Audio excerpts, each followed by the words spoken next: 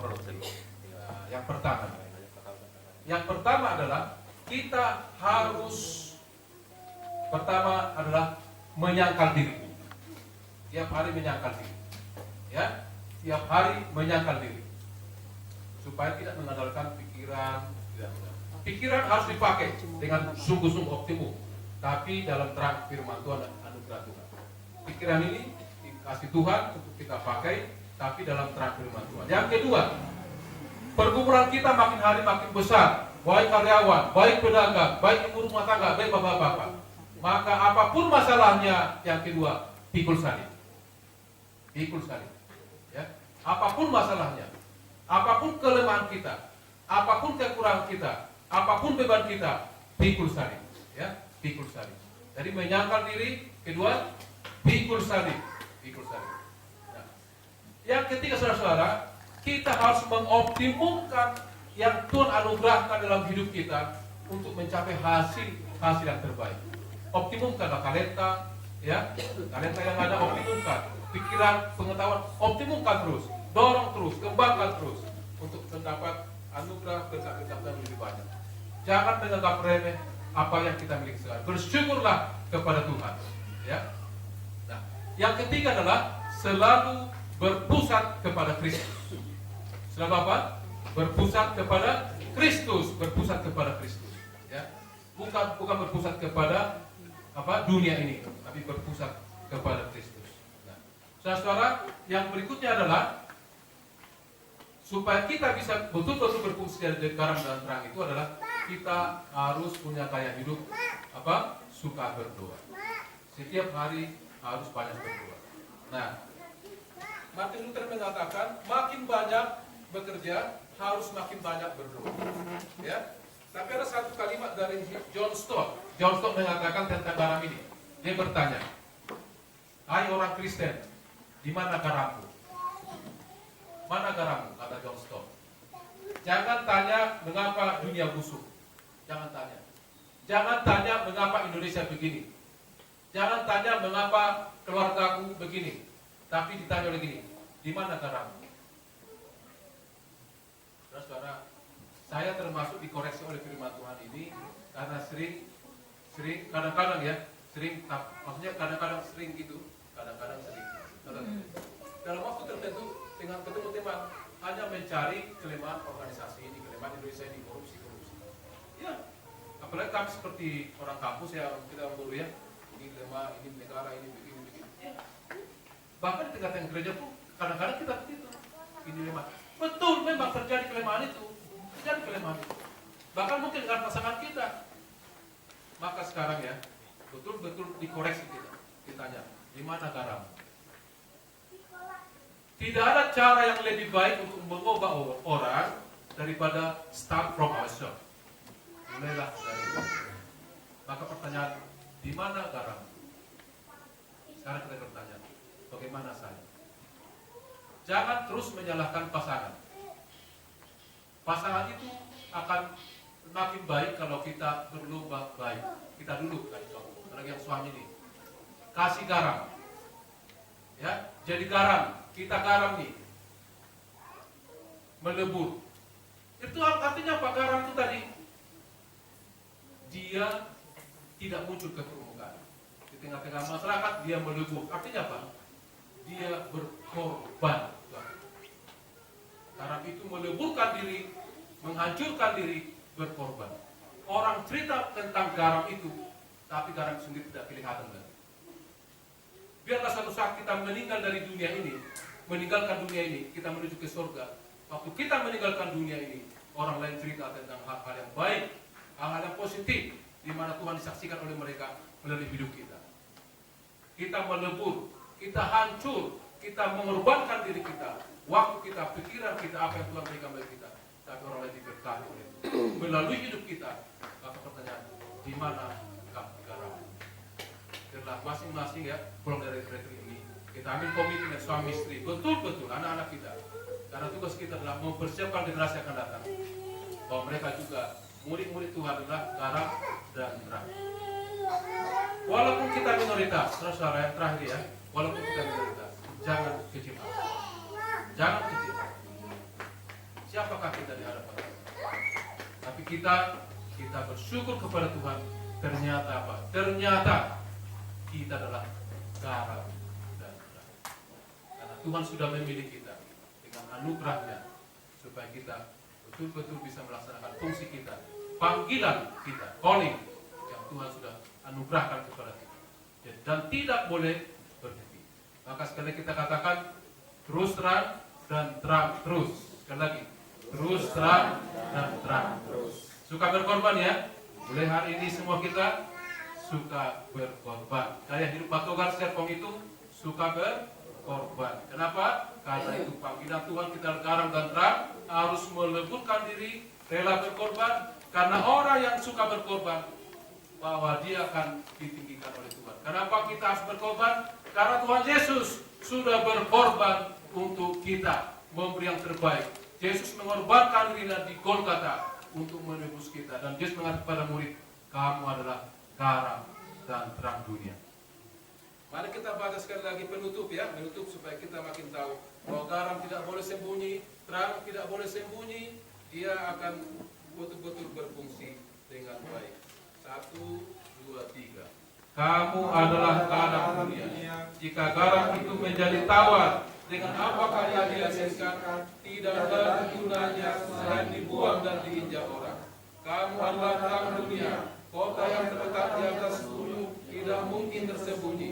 Lagi pula orang tidak menyalakan pelita lalu meletakkannya di bawah gentang, melainkan di atas kaki dia, sehingga menerangi semua orang di dalam rumah itu. Demikianlah hendaknya terangmu bercahaya di depan orang, supaya mereka melihat perbuatanmu yang baik dan memuliakan Bapa-Mu yang di surga. Amin. Mari kita berdoa. Kami sungguh bersyukur kepada-Mu Tuhan, karena Tuhan sudah memilih kami. Kami sungguh bersyukur Bapa, karena kami juga Tuhan tentukan, Tuhan anugerahkan status kami adalah garam dan terang dunia. Oh Tuhan, terima kasih. Biarlah Roh yang Kudus bekerja dalam hidup kami, supaya kami Tuhan bisa lebih sungguh-sungguh mengasihi Tuhan, menggarami Indonesia, menggarami gereja-Mu, menggarami patogar, menggarami rumah tangga kami, memberi yang terbaik. Biar kami Tuhan senantiasa rajin untuk memuji Tuhan, berkorban bagi Kristus, menyenangkan hati Tuhan. Dari pelayanan kami Tuhan, baik sebagai bisnismen, baik sebagai karyawan, baik sebagai ibu rumah tangga, baik sebagai mahasiswa, para pelajar Tuhan. Dimanapun kami berada Tuhan, kami adalah garam dan terang. Tidak boleh kami menyembunyikan diri, tapi harus tampil menerangi. Kami harus menyinari Tuhan. Terima kasih Bapak. Inilah dua permohonan kami Bapak. Terpujilah Engkau kekal selama-lamanya. Dalam nama Tuhan Yesus, Tuhan dan Juru Selamat kami yang agung, kami berdoa dan bersyukur. Amin.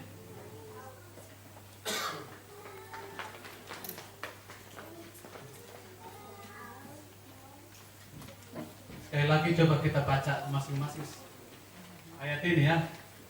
Saya adalah garam dan terang dunia. Bukan kamu kan, orang lain. 1, 2, ya. Saya adalah garam dan terang dunia. Terima kasih. Saya teringat kepala sekolah saya SMA, hanya satu kalimat yang saya ingat dari beliau. Janganlah kamu jadi penonton.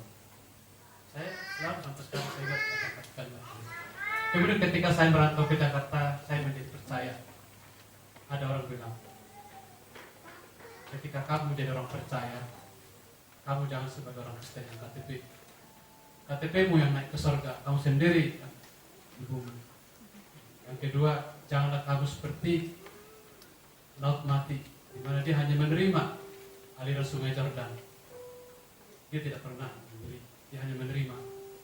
Dan yang ketiga, dibilang lagi, jangan hanya mengkritiki, tidak boleh mengkritik.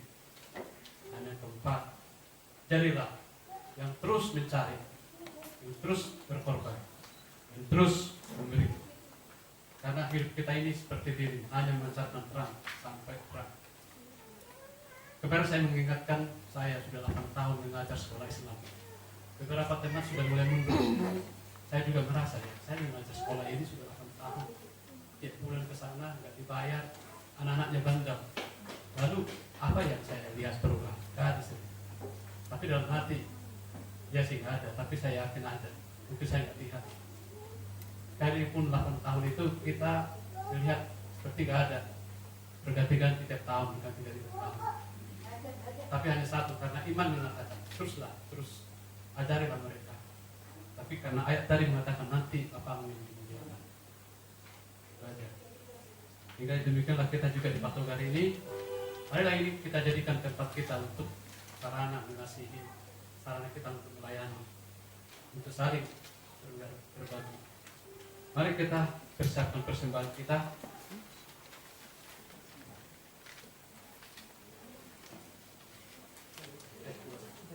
Kemarin Nasr Hakullah memuji sebelum doa syafaat.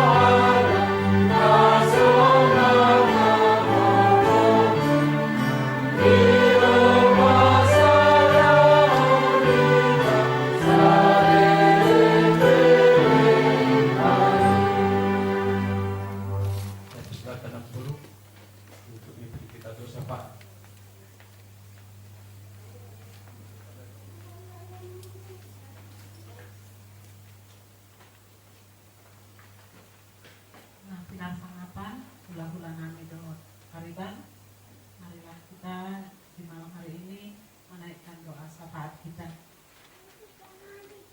Tuhan Allah Bapa kami yang kami sembah di dalam nama Allah Bapa dan Roh Kudus.